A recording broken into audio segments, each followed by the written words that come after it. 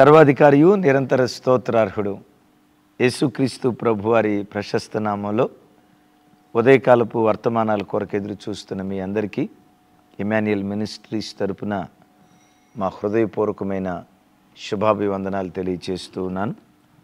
క్రీస్తునందు మాకు అత్యంత ప్రియమైన దైవ జనాంగమా, ఎలా ఉన్నారు? కుటుంబంలో కుటుంబ సభ్యులందరూ క్షేమంగానే ఉన్నారు కదూ?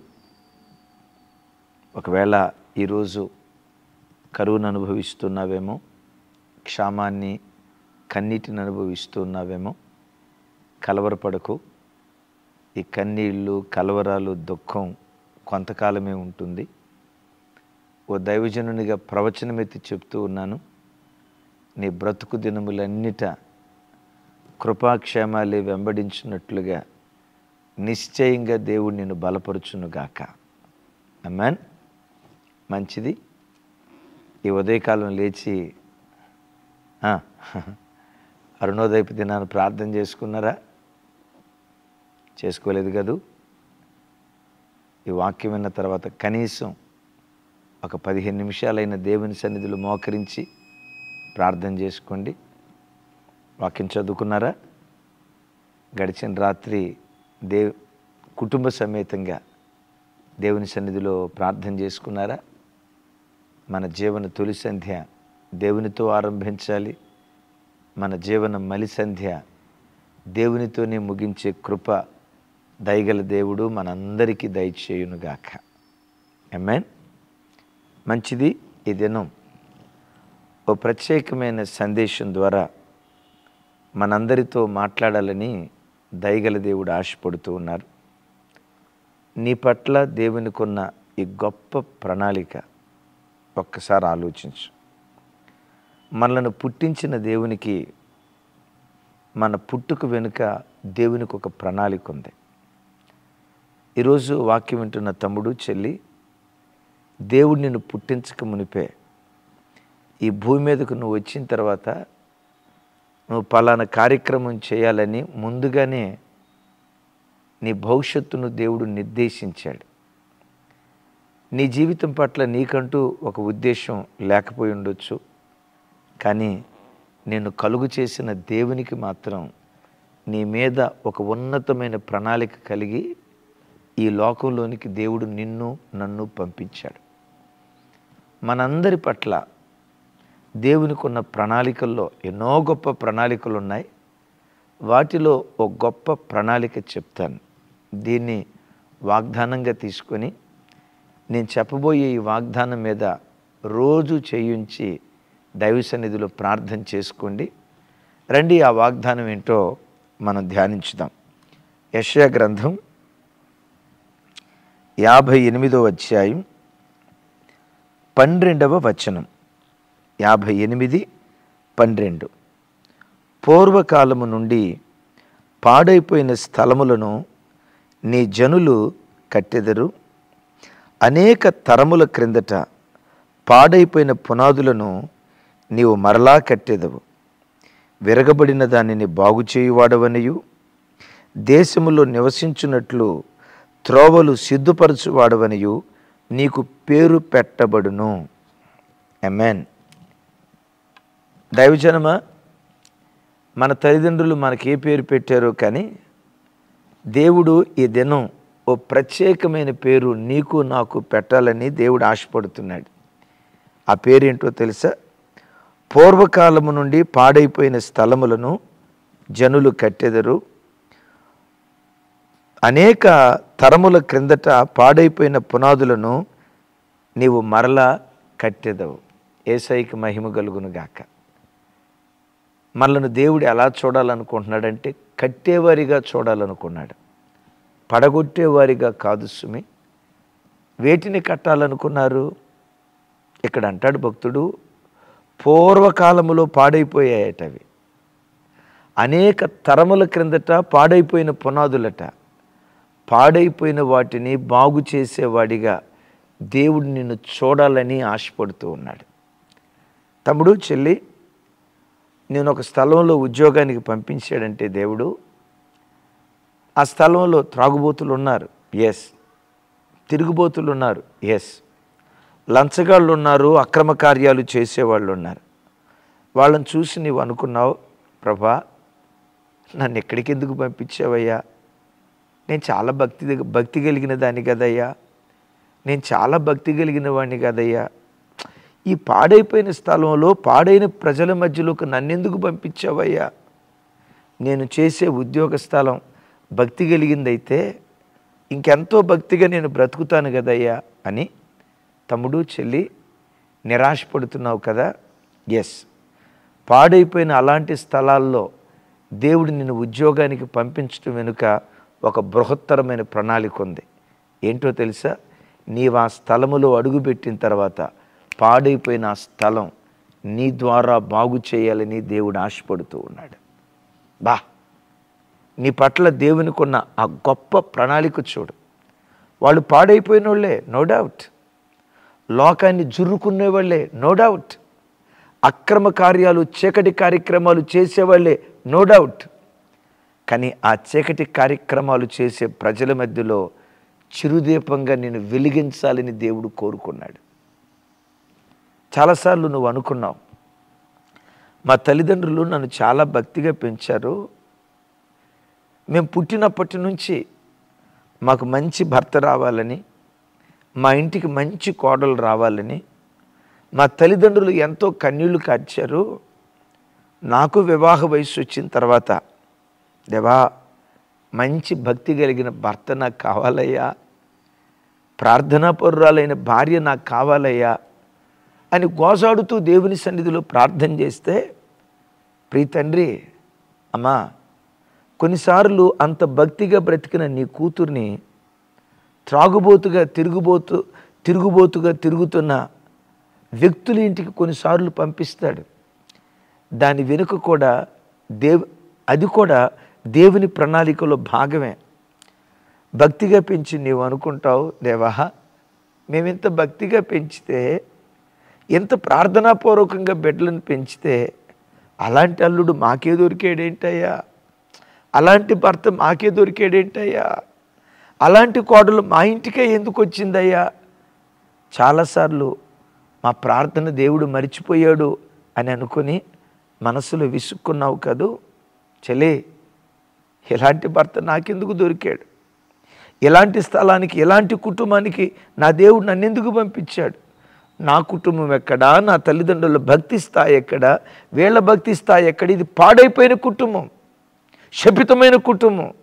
వీళ్ళు కొత్తగా శపితమైన వాళ్ళు కాదు, అనేక తరముల క్రిందట పాడైపోయిన కుటుంబాలు. ఎలాంటి కుటుంబాల దగ్గరికి నన్నెందుకు పంపించాడు అని విసుక్కుంటున్నావా? దేవుడు ఎందుకు అక్కడికి పంపించాడో తెలుసా? పాడైపోయినటువంటి ఆ కుటుంబాలను, అనేక తరముల క్రిందట శిథిలమైపోయిన ఆ పునాదులను నీవు మాత్రమే కట్టగలవని దేవుడు నమ్మి, నీ మీద దేవుని కొన్న ప్రణాళిక చూడు.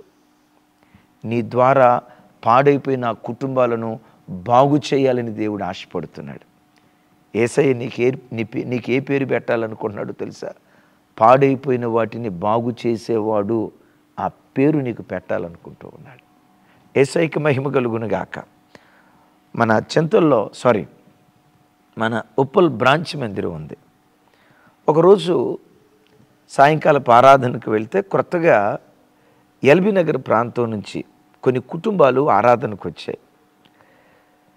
ఇద్దరు భార్యాభర్తల ఆరాధన అంతా అయిపోయిన తర్వాత నా దగ్గరకు వచ్చి ఆ తమ్ముడు నన్ను అట్లా గట్టిగా కౌగిలించుకుంటే ఆ చెల్లి నా కాళ్ళ మీద పడబోతుంది.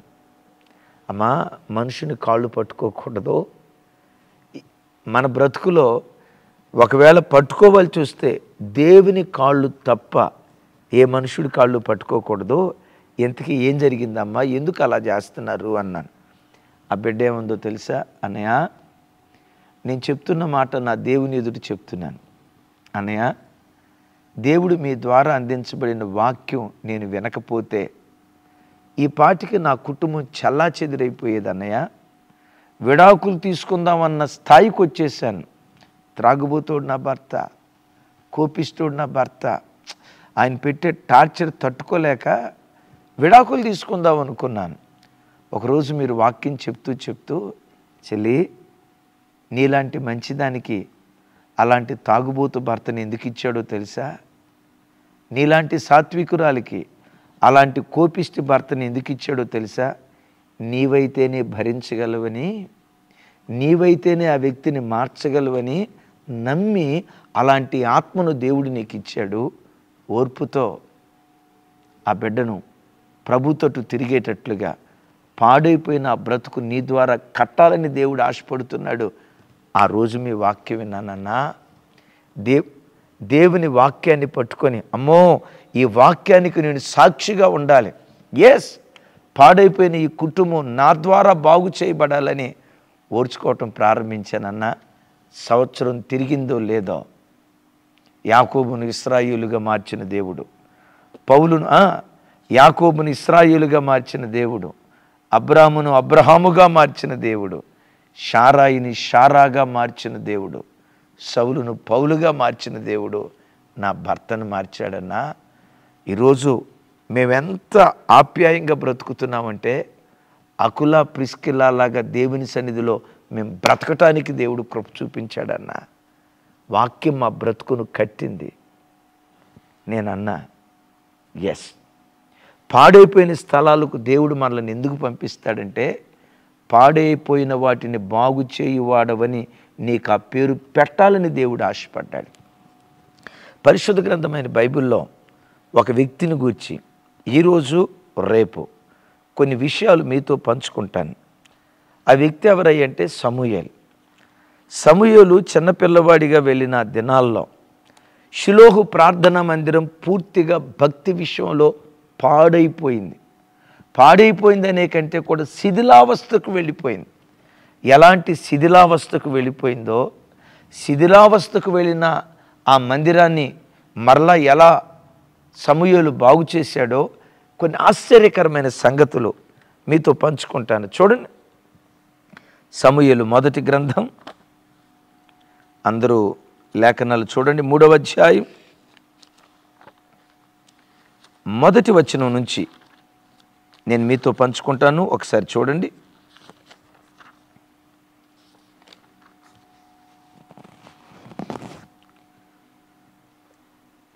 మూడవ అధ్యాయం మొదటి వచనం నుంచి 4వ వచనం వరకు. బాలుడైన సమూయేలు ఏలి ఎదుట యెహోవాకు పరిచర్య చేయుచుండెను. ఆ దినములలో యెహోవా వాక్కు ప్రత్యక్షమగుట అరుదు, ప్రత్యక్షము తరచుగా తటుస్థించుటలేదు.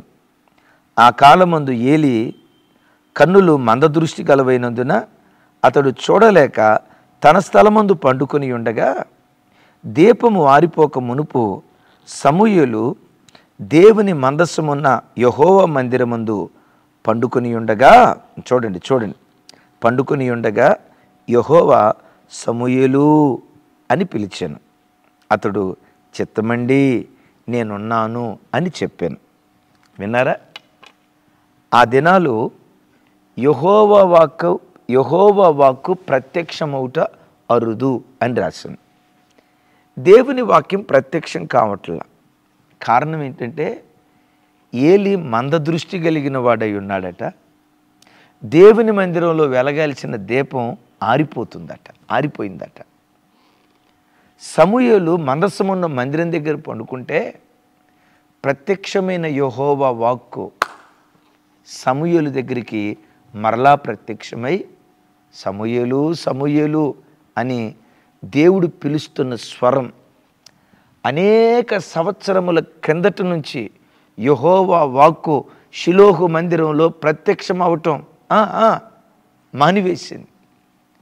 అనేక సంవత్సరముల క్రిందట నుంచి దేవుడు అక్కడ ప్రత్యక్షం కాలేదు, దేవుడు అక్కడ ప్రజలతో మాట్లాడలేదు. కానీ సమూయేలు ద్వారా కనుమరుగైపోయిన దేవుని యొక్క వాక్యం మరలా ప్రత్యక్షం అవటం ప్రారంభించింది. ఏమైంది? అనేక తరముల క్రిందట పాడైపోయిన షిలోహు మందిరాన్ని సమూయేలు బాగు చేశాడు. నేను మిమ్మల్ని అడుగుతా, యెహోవా వాక్కు ఎవరికి ప్రత్యక్షమైంది? పాడైపోయిన ఆ స్థలాన్ని తిరిగి బాగు చేసిన వాళ్ళు ఎవరు? అక్కడ 3 వ్యక్తుల పేర్లు చెప్తాను. ఏలి ప్రధాన యాజకుడు, హోఫ్ని ఫినెహాసు యాజకులు, సమూయేలు ఎవరు అని అంటే ఏం చెప్తాం ఇక్కడ? Nothing, zero. పాడైపోయిన ఆ మందిరాన్ని బాగు చేయటానికి ప్రధాన యాజకుడిని దేవుడు వాడుకోలేదు, యాజకులను వాడుకోలేదు. 10 సంవత్సరాల చిన్న పిల్లోని దేవుడు వాడుకుంటున్నాడు. ఊరు పేరు లేనివాడిని దేవుడు వాడుకుంటున్నాడు. ఈరోజు వాక్యం వింటున్న తమ్ముడా, నేనంత గొప్పవాడిని కాదండి, నేనెంత, నా బ్రతికెంత అని అనుకుంటున్నావా? నీలాంటి చిన్నవాడి ద్వారానే దేవుడు అద్భుతాలు చేయాలని దేవుడు ఆశపడుతూ ఉన్నాడు. దేవునికి గొప్ప గొప్పోళ్ళు అవసరం లేదండి. ఇశ్రాయేలు ప్రజలతో మాట్లాడటానికి బాలుడైన ఇర్మియాని దేవుడు వాడుకోలేదా? బిలామును గద్దించడానికి గాడిదను దేవుడు వాడుకోలేదా? ఏలియా లాంటి గొప్ప ప్రవక్త ఆకలి తీర్చడానికి కాకిని దేవుడు వాడుకోలేదా? జలప్రలయం సద్దొనికిపోయింది, భూమి మీద నీళ్ళన్నీ ఇంకిపోయినాయని నోవాహుకు సమాచారం ప్రకటించడానికి ఒక పావురాన్ని దేవుడు వాడుకోలేదా? నీ హోదాతో దేవునికి సంబంధం లేదు, నీ బ్యాక్గ్రౌండ్తో దేవునికి సంబంధం లేదు, నీ పుట్టు పూర్వోత్తరాలు కూడా దేవుడు పట్టించుకోడు. తమ్ముడా, నా మాటను, నిన్నెందుకు దేవుడు పుట్టించాడో తెలుసా? అనేక తరముల క్రిందట పాడైపోయిన కుటుంబాలను, అనేక తరముల క్రిందట పాడైపోయిన బ్రతుకులను, అనేక తరముల క్రిందట పాడైపోయిన కుటుంబ వ్యవస్థను, అనేక తరముల క్రిందట పాడైపోయిన సంఘాలను నీ ద్వారా నీ ద్వారా కట్టించాలి అని దేవుడు కోరుకున్నాడు. నీకు ఏ పేరు పెట్టాలనుకుంటున్నాడంటే, పాడైపోయిన వాటిని బాగు చేయువాడు, పడిపోయిన వాటిని తిరిగి కట్టువాడు అనే పేరు నీకు పెట్టాలని దేవుడు ఆశపడుతూ ఉన్నాడు. సమూయేలు ద్వారా చూడండి, భక్తిలో పూర్తిగా అణగారిపోయిన ఇశ్రాయేలు దేశం ఈ పసిపిల్లవాడి రాకతో దాను మొదలుకొని బేర్షెబ వరకు ఇశ్రాయేలు దేశంలో భక్తి ఉద్యమం, భక్తి పరవశంతో దేశం తలతూగుతూ వచ్చింది. సమూయేలు కాలం గోల్డెన్ పీరియడ్. అలాగని సమూయేలు వచ్చేటప్పటికీ మందిరంలో అలాంటి అనుకూలమైన వాతావరణం లేదు. పాడైపోయిన మందిరం, శిథిలమైపోయిన మందిరం. అయితే ఒకటి చెప్తాను ఈరోజు, రేపు మరొక విషయం చెప్తాను. సమూయేలు వచ్చే నాటికి దేవుని మందిరం పాడైన స్థితిలోకి వెళ్ళటానికి కారణం ఏంటి? మన కుటుంబాలు పాడు కాకుండా ఉండాలంటే మనం ఏం చేయాలి? ఇక్కడ 2 మాటలు రాసి ఉన్నాయి. నంబర్ 1, ఏలి మందదృష్టి కలిగిన వాడైనందున, దీన్ని ఆత్మీయ కోణంలో చెప్తాను. మందదృష్టి కలిగిన వాడు చూడలేడు, తన ఎదుట ఏముందో గ్రహించలేడు. అయితే ఏలి వృద్ధాప్యం వలన వచ్చిన మందదృష్టి కంటే తన ఇంట్లో తన పిల్లలు ఏం చేస్తున్నారో, తన కుటుంబంలో ఏం జరుగుతుందో, తన సంసారంలో ఏం జరుగుతుందో గ్రహించలేని గుడ్డితనంతో ఏలి బ్రతికాడు. అందుకని ఆ స్థలాలు పాడైపోయాయి. ఈరోజు వాక్యం వింటున్న దైవజనమా, ఒక్కసారి మీరు ఆలోచించండి. తన పిల్లలు ఏం చేస్తున్నారో, ఫినెహాసు హోఫ్నీను ఏం చేస్తున్నారు, ఎంత దారి తప్పిపోయారో, మందిరానికి వచ్చిన స్త్రీలతో ఎలా అక్రమ కార్యక్రమాలు చేస్తున్నారో, అంత అరాచకం తన మందిరంలో తన ఇంటిలో జరుగుతున్న గ్రహించలేని గుడ్డివాడిగా బ్రతుకుతూ ఉన్నాడు. ఓ తల్లి, ఈరోజు సూటిగా పరిశుద్ధాత్ముడు నేను ఒక మాట అడుగుతున్నాడు. దూరదేశంలో ఉండి డబ్బు సంపాదిస్తున్నావు, సంతోషం. గ్రామాల్లో నీ పిల్లలు ఏం చేస్తున్నారు ఎప్పుడైనా గ్రహించావా? భార్య తోడు లేకుండా భర్త ఇక్కడ ఒంటరిగా ఉంటూ తాను ఎలా బ్రతుకుతున్నాడో ఎప్పుడైనా గ్రహించావా? డబ్బు సంపాదిస్తున్నానని తృప్తి పడుతున్నావు, కానీ ఇక్కడ ఏం జరుగుతుందో గ్రహించలేని గుడ్డిదానిగా నువ్వు బ్రతుకుతున్నావేమో, జాగ్రత్త. కొంతమంది తల్లిదండ్రులు గుడ్డోళ్ళుగా బ్రతుకుతున్నారు. ఎట్లా? కూతురు ఏం చేస్తుందో గ్రహించలేకపోతున్నారు, కొడుకు ఏం చేస్తున్నాడో గ్రహించలేకపోతున్నారు.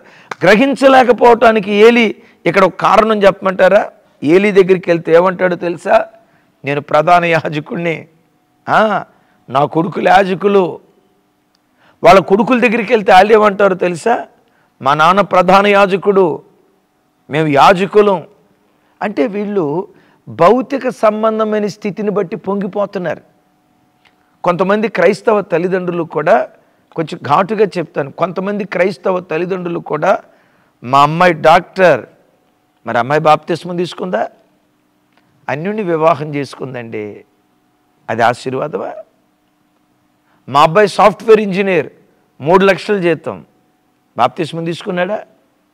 ఐమాక్స్ సినిమా థియేటర్ దగ్గర తిరుగుతున్నాడండి, త్రాగుబోతు అయ్యాడండి, డ్రగ్ అడిక్ట్ అయ్యాడండి, 3 లక్షల రూపాయల జీతం అండి అని ప్రజలు దేవుని ఆశీర్వాదాన్ని భౌతిక సంబంధమైన డబ్బుతో కొలుస్తున్నారు.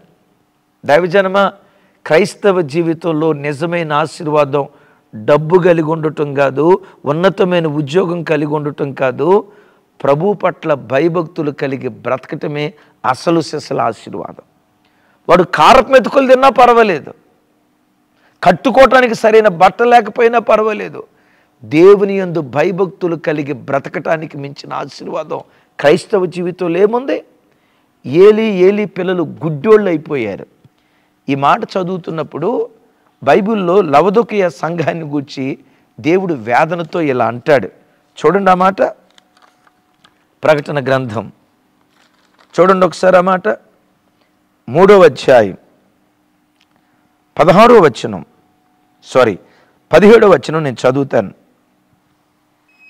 నీవు దౌర్భాగ్యుడవు, దిక్కుమాలిన వాడవు, దరిద్రుడవు, గురిడివాడవు, దిగంబరివై ఉన్నావని ఎరుగక నేను ధనవంతుడను, ధనవృద్ధి చేసుకొని ఉన్నాను, నాకేమీ కొదువు లేదని నువ్వు చెప్పుకొనుచున్నావు.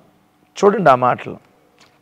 ఆ సంఘాన్ని పట్టుకొని అంటాడు, నువ్వు దౌర్భాగ్యుడివి, నువ్వు దిక్కుమాలినోడివి, నువ్వు దరిద్రుడివి, నువ్వు గుడ్డోడివి, నువ్వు దిగంబరివి. ఎలాంటి దయనీయమైన స్థితిలో నువ్వు బ్రతుకుతా నువ్వేమనుకుంటున్నావో తెలుసా?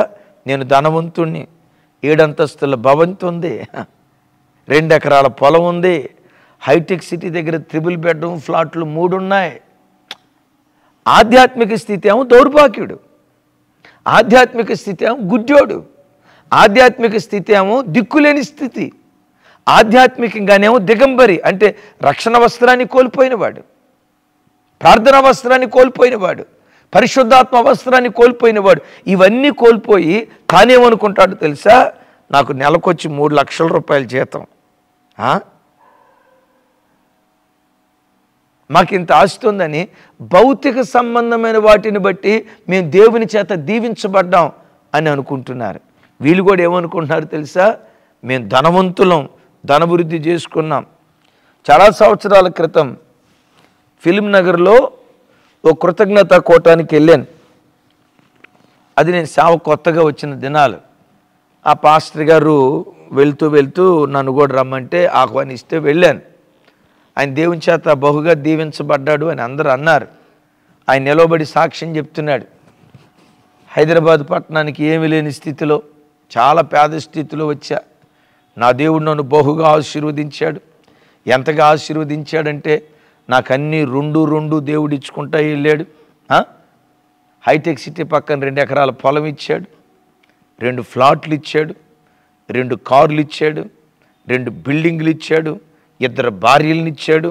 అక్కడ కూడా దేవుడు నాకు అన్యాయం చేయలే, అన్నీ 2 ఇచ్చుకుంటూ వెళ్ళిపోయాడు అని అనేసరికి కింద కూర్చున్న ప్రజలు ఉన్నారు చూసారా, చప్పట్లు కొడుతున్నారు. ఏమని? ఈయనకి అన్ని దేవుడు 2 ఇచ్చుకుంటూ వెళ్ళిపోయాడంట. అంటే ప్రజలు ఆశీర్వాదాన్ని దేంతో చూస్తున్నారు? డబ్బుతో కొలుస్తున్నారు. అనిల్ అంబానీ కూడా భాగ్యవంతుడే, అది ఆశీర్వాదం అందామా? అదాని కూడా డబ్బున్నవాడే, అది ఆశీర్వాదం అందామా?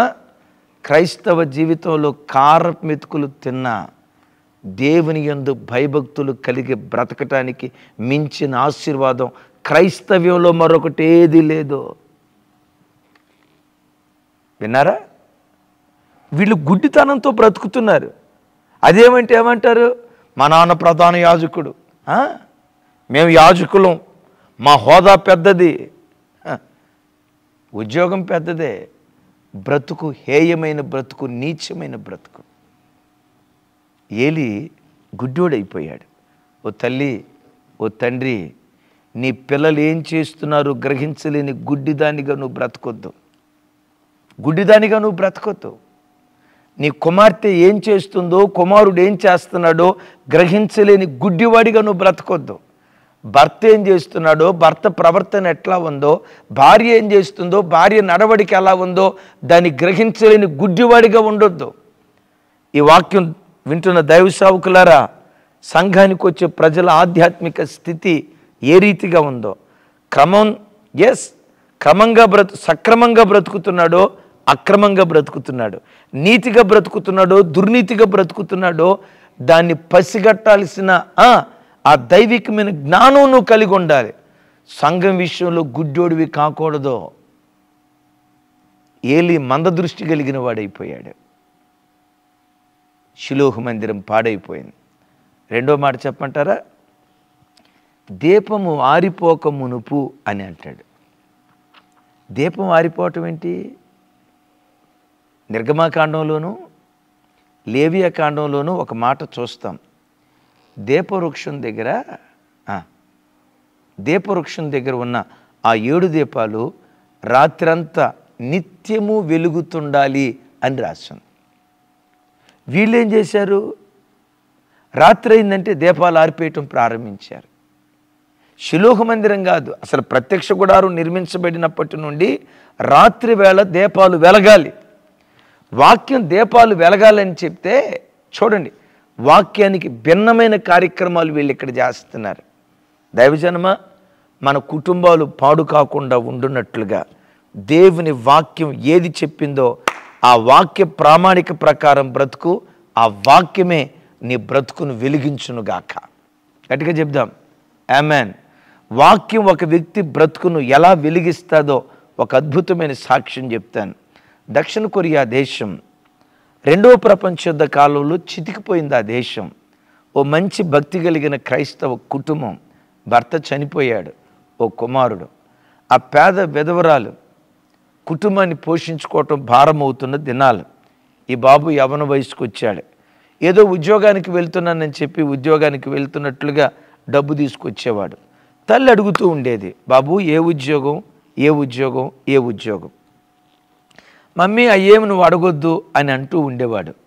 తల్లికి ఒకరోజు డౌట్ వచ్చి ఈ కొడుకు స్నేహితుడిని పిలిచి, రే బాబు, నీవు అన్నయ్య డ్యూటీకి అని వెళ్తారు కదా, మీరు ఏ ఉద్యోగం చేసి సంపాదించి మమ్మల్ని పోషిస్తున్నారా అని అడిగింది.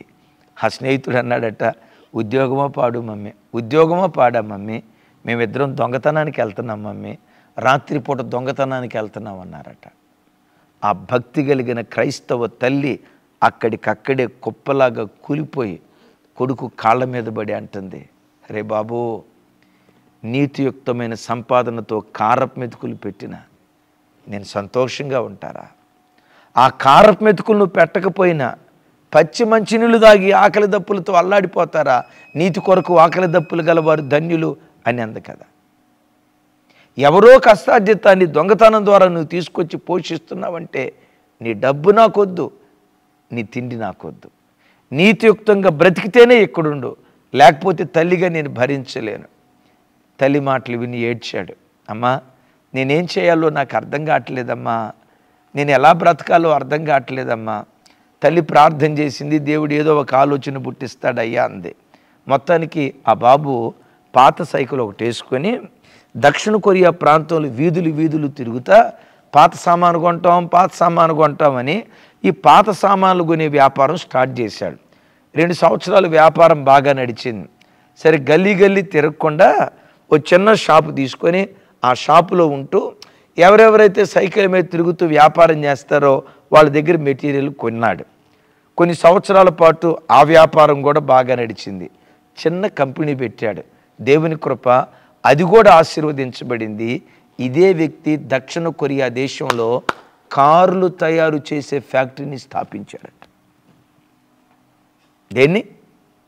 కార్లు తయారు చేసే ఫ్యాక్టరీని స్థాపించాడట. అద్భుతం. విలేకరులు వచ్చి అడిగారు, బాబు, ఒకప్పుడు నువ్వు దొంగవు కదా, ఈరోజు కార్లు తయారు చేసే ఫ్యాక్టరీని స్థాపించే అంత స్థాయికి నువ్వు ఎలా రాగలిగావు? ఆ వ్యక్తి ఏం చెప్పాడో తెలుసా? దేవుని వాక్యమే దొంగగా బ్రతికిన నన్ను దొరగా మార్చింది. వాక్యం నా దగ్గరకు వచ్చినప్పుడు, వాక్యపు దీపం నా దగ్గరకు వచ్చినప్పుడు, ఆ వాక్యానికి లోబడి తప్పుడు మార్గాలు, దొంగతనాన్ని విడిచిపెట్టి నీతిగా బ్రతకటం ప్రారంభించాను. ఆ వాక్యమే ఒకప్పుడు దక్షిణ కొరియా వీధుల్లో దొంగగా బ్రతికిన నన్ను ఇదే వీధుల్లో ఈరోజు దొరగా నన్ను నిలవబెట్టింది. నేను నిలవబట్టడానికి కారణం నా తెలివి కాదు, కానీ ఆ వాక్యం నన్ను నిలవబెట్టింది. ఆయనే మార్టిస్ కార్, దేవు మోటార్స్ వినుంటారు కదా. దేవు మోటార్స్ కార్స్ తయారు చేసే ఆ ఓనర్ పేరు కిమ్. దొంగను దొరగా మార్చింది వాక్యం. తమ్ముడు, శిథిలమైపోయిన నీ బ్రతుకును మార్చగలిగిన శక్తి దేవుని యొక్క వాక్యంలో దాగి ఉంది. ఎందుకు షిలోహు మందిరం పాడైపోయిందయ్యా ఆలోచిస్తే దీపం ఆరిపోయింది. నేనంట దీపం ఎప్పుడు ఎలగాలి? రాత్రిపూట ఎలగాలి. దైవజనమా, ప్రభువుని నమ్ముకున్న నీ బ్రతుకులో పగటిపూట ఎలగటం కాదు. ప్రతి క్రైస్తవుడు తన బ్రతుకులో రాత్రిపూట మరెక్కువగా వెలిగేటువంటి వాడిగా ఉండాలి. రాత్రిపూట వెలగటం అంటే ఏంటి? పగలు దేవుని ఆశీర్వాదాన్ని, సమృద్ధిని అనుభవించిన రోజు. రాత్రి గాఢాంధకారపు చీకటి, కటిక చీకటి, ప్రతికూల పరిస్థితులు, వేదనాభరితమైన స్థితిగతులు రాత్రికి గుర్తు. తమ్ముడు, చెల్లి, యేసయ్య కొరకు నువ్వు ఎప్పుడు ఎలగాలో తెలుసా? కొన్ని క్లిష్టమైన పరిస్థితులు నీ బ్రతుకులు ఎదురవుతాయి. అనారోగ్యంతో పీడించబడతావు, అప్పుడు కూడా వెలగాలి.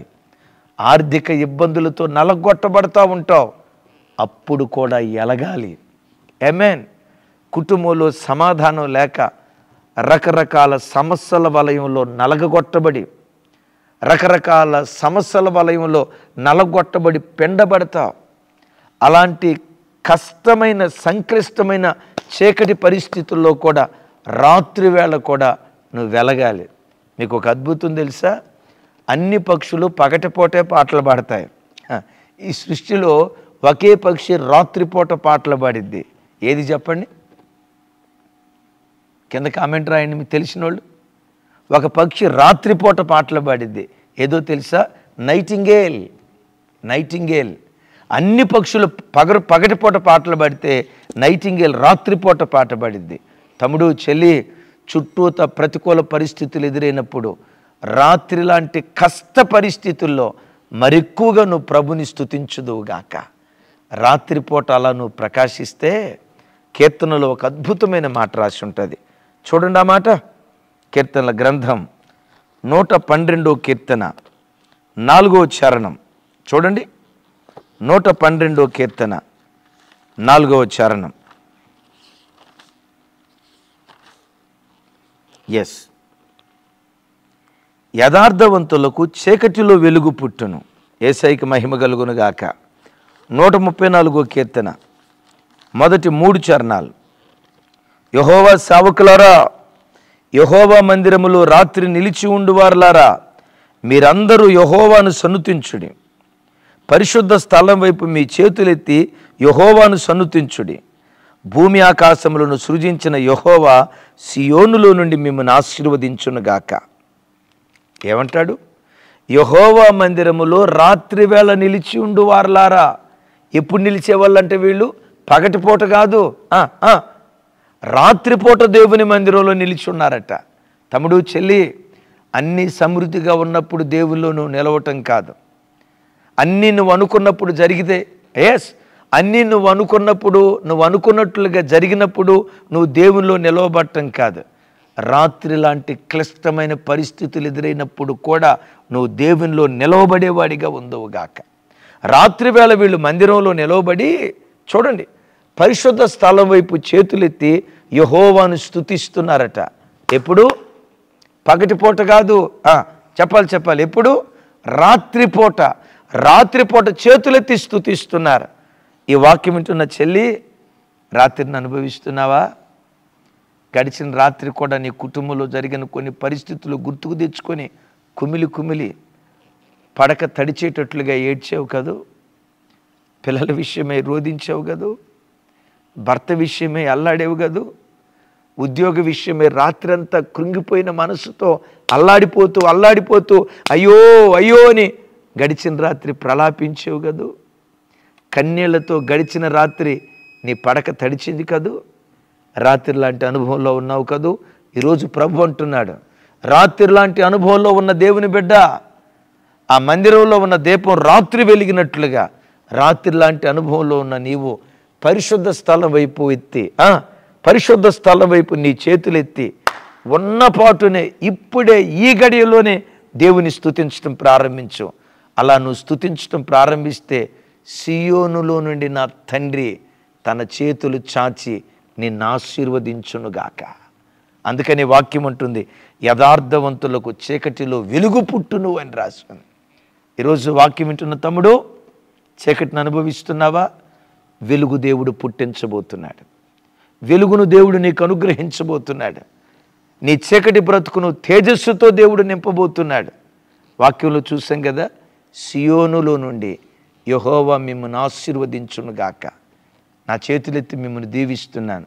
సియోనులో నుండి ఈ ఉదయకాలపు వాక్యం వింటున్న మిమ్మును మీ కుటుంబాలను నా దేవుడు సమృద్ధిగా దీవించునుగాక. ఆమేన్. ఏలి, ఫినెహాసు, హోఫ్నీనుల వల్ల మొత్తం ఆ వ్యవస్థ అంతా పాడైపోయింది. సమూయేలు వచ్చిన తర్వాత ఏలియే కట్టలేకపోయాడు ఈ మందిరాన్ని, నేనేం కడతా? యాజకులే కట్టలేకపోయారు ఈ మందిరాన్ని, నేనేం కడతా? చేతులు ముడుచుకొని కూర్చోలేదు. పసివాడిగాని అడుగుపెట్టాడు, కానీ ఆ పసివాడు ఎదిగి దేశానికి ప్రవక్తగా మారాడు. ఎంత గొప్ప ప్రవక్తగా మారాడో తెలుసా? పాడైపోయిన షిలోహు మందిరాన్ని తిరిగి మరలా బాగు చేశాడు. ఈ వాక్యం విన్న తమ్ముడా, చెల్లి, నా హృదయపు లోతుల్లో నుంచి పరిశుద్ధాత్మ దేవుడు నీతో మాట్లాడుతున్నాడు. ఆ కాలంలో సమూయేలును వాడుకున్నట్లుగా నీ ఇంటిలో దేవుడు నిన్ను వాడుకోవటానికి ఇష్టపడుతున్నాడు. ఆ కాలంలో యాకోబు ఇంటిని ఉద్ధరించడానికి యోసేపును వాడుకున్నట్లుగా నీ ఇంటిని ఉద్ధరించడానికి దేవుడు నిన్ను వాడుకోవాలని నా దేవుడు ఆశపడుతున్నాడు. విశ్వసించు. ఆ కాలములో మరణావస్థకు వెళ్ళిపోయిన ఇశ్రాయేలు చరిత్ర తిరగరాయటానికి మొర్దెకైని, ఎస్తేరును వాడుకున్నట్లుగా నీ సంఘంలో దేవుడు నిన్ను వాడుకోవాలని ఆశపడుతున్నాడు. నీవెవరివో తెలుసా? తరతరముల క్రిందట పునాదులతో సహా పాడైన వాటిని కూడా కట్టే శక్తి నీ లోపల దేవుడు ఉంచాడు. అందరూ పడగొట్టేవారిగా ఉన్నారేమో, నీ జన్మ వెనుక దేవునికి ఉన్న ప్రణాళిక. అందరూ పడగొట్టేవారిగా ఉంటే పడగొట్టబడిన వాటిని కట్టేవాడిగా నిన్ను చెయ్యాలని దేవుడు ఆశపడుతున్నాడు. సమూయేలును ఎలా దేవుడు వాడుకున్నాడో ఈ గొప్ప పని నిమిత్తం రేపు విందాం. ఈ తరపు సమూయేలులుగా నీ ఇంటిలో, నీ సంఘంలో నా దేవుడు నిన్ను వాడుకొనుగాక. ఆమేన్. చిన్న ప్రార్థన చేస్తాను. సర్వశక్తిగల తండ్రి, మీకు స్తోత్రాలు. మాతో మీరు మాట్లాడిన శ్రేష్టమైన మీ వాక్కులకై వందనాలు. మా జన్మ వెనుక మీకు ప్రణాళిక ఉందయ్యా. మీకున్న ప్రణాళిక కొరకు స్తోత్రాలు. ఈరోజు ఎంతమంది అయితే వాక్యం విన్నారు దేవా, అనేక సంవత్సరముల క్రిందట పాడైపోయిన వాటిని, అనేక తరముల క్రిందట పాడైపోయిన పునాదులను యేసు నామం పేరిట ఈ బిడ్డలు తిరిగి కట్టుదురుగాక. పాడైపోయిన కుటుంబాలను బాగు చేసే వ్యక్తులుగా, పాడైపోయిన సంఘాలను ఉద్ధరించే వ్యక్తులుగా ఈ వాక్యమైన ప్రతి బిడ్డను స్థిరపరచండి అయ్యా. యాకోబు ఇంటిలో యోసేపును వాడుకున్నారు. ఈ వాక్యమైన ప్రతి బిడ్డను వారి ఇంట్లో అలా మీరు వాడుకొందురుగాక. ఐగుప్తు దేశంలో దాస్యత్వంలో నలిగిపోయిన ప్రజలను ఉద్ధరించే ఉద్ధారకుడిగా మోషేను వాడుకున్నారు. ఈ దేశాన్ని ఉద్ధరించే ఉద్ధారకులుగా ఈ వాక్యం వింటున్న ప్రతి దైవజనుణ్ణి యేసు నామం పేరిట మీరు వాడుకొందురుగాక. పాడైపోయిన మందిరాన్ని బాగు చేయటానికి ఏలియే చేయలేకపోయాడు, నేనేం చేస్తాను? హోఫ్నీ, ఫినెహాసే చేయలేకపోయారు, నేనేం చేస్తాను అని చేతులు ముడుచుకోకుండా ధీరుడుగా, యోధుడిగా పోరాడిన సమూయేలు లాంటి పోరాట పటిమ ఈ వాక్యమైన ప్రతి బిడ్డ మీద యేసు నామములో మీరు కుమ్మరించుదురుగాక. సియోనులో నుండి రాత్రి ఒక్కొక్క బిడ్డను, సియోనులో నుండి ఉదయకాలమందు ఒక్కొక్క బిడ్డను మీరు ఆశీర్వదించుదురుగాక. యేసు నామములో పొంది ఉన్నాము తండ్రి. తండ్రి అయిన దేవుని ప్రేమ, కుమారుడైన యేసుక్రీస్తు వారి దివ్య కృప, పరిశుద్ధాత్మ దేవుని సహవాసం మనకు సకల పరిశుద్ధులకు సదా తోడయుండి నడిపించునుగాక. ఆమేన్. Thank you. రేపు 10 సంవత్సరాల వయసు కలిగిన సమూయేలుతో దేవుడు మాట్లాడటానికి కారణం ఏంటి? పాడైపోయిన ఆ మందిరాన్ని సమూయేలుని దేవుడు వాడుకొని ఎందుకు దేవుడు బాగు చేశాడు? సమూయేలులో దేవుడు చూసిన శ్రేష్టమైన లక్షణాలు 3వ అధ్యాయంలో నుంచి మనం వినబోతున్నాం. సిద్ధపడండి. ఈ వాక్యం అనేకులకు షేర్ చేయండి. కృపా సమాధానాలు మనందరికీ తోడై ఉండునుగాక. ఆమేన్.